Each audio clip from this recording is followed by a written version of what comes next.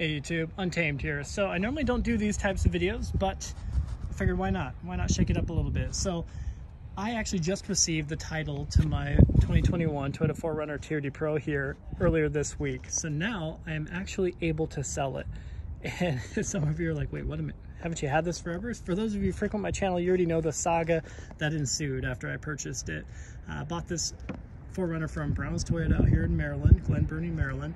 And due to a clerical error, they ended up sending the title, the DMV sent the title to a lien holder that didn't exist, right? So I bought this vehicle outright when I bought it from Brown's Toyota, but they accidentally put PNC Bank as a lien holder on the paperwork. So the DMV, instead of sending it to the dealership or me, the title, they sent it to PNC Bank. And of course, wouldn't you know, they ended up losing the title in the mail, apparently, right? So they sent it to the PNC Bank, which ensued, started a bunch of phone calls on my end, a ton of wasted time between the DMV, which is always a hoot, as you guys know, to call them.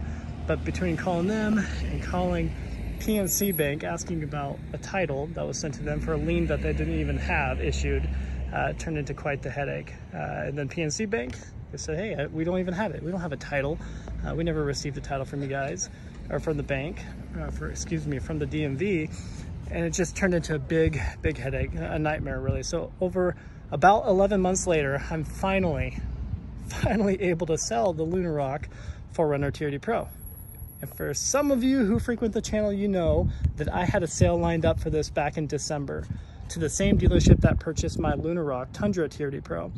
If you guys remember, Fitzgerald Toyota out here in Maryland offered $65,000 for my Tundra, and I sold it to them. And then $64,000 for the 4Runner here.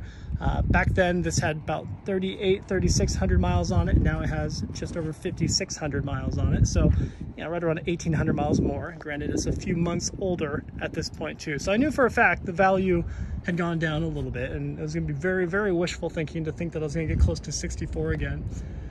However, I did think that it was going to still be reasonable to try to get 61, 62 for it.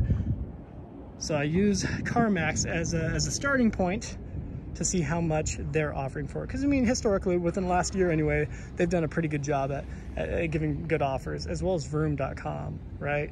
So how much do they offer? Exhibit A. So 56,000. So in the big scheme of things, let's not forget the big picture here. The MSRP on the Lunar here is 54 and some change. So let's not forget the big picture, okay? So this is still an excellent purchase value, purchase cost. Let's be real, right? But at the same time, it does suck knowing that, of course, just a few months ago, and not even a couple thousand miles ago, there was $8,000 more on the table from Fitzgerald Toyota. Now, this is Carmax. That same dealership, Fitzgerald Toyota, they're wanting to give 59, maybe I can get them into 60,000, and that's as is. And this is neither here or there, but back then at 64,000, we shook at that with the vehicle back to stock, minus the lift. So we'd keep the Westcott Designs lift on it, but I'd put the stock tires back on it, the Terra grapplers, and remove the running boards. So I was gonna give that to them, and then be able to reuse the tires again and the running boards, blah, blah, blah. So to add insult to injury, that was a part of the equation too.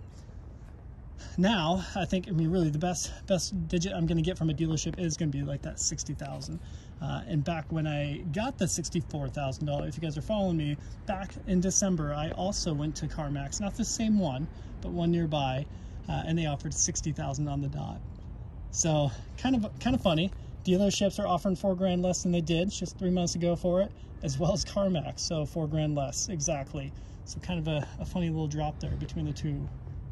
But I'll still probably just keep it up for sale, do private party, and hope to get something right at 61, 62. So we'll see what happens there.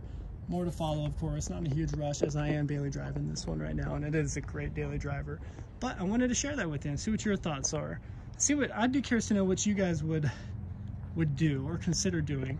How would you interact with Brown's Toyota, right? I mean, what would you do if you were in my shoes? Because of a clerical error on their part, I missed an opportunity to sell this back in December. So kind of a bummer, losing out on some money, quite a bit of money if we're being honest. So curious to know what you would do, honestly. So appreciate you watching as always. Till next time.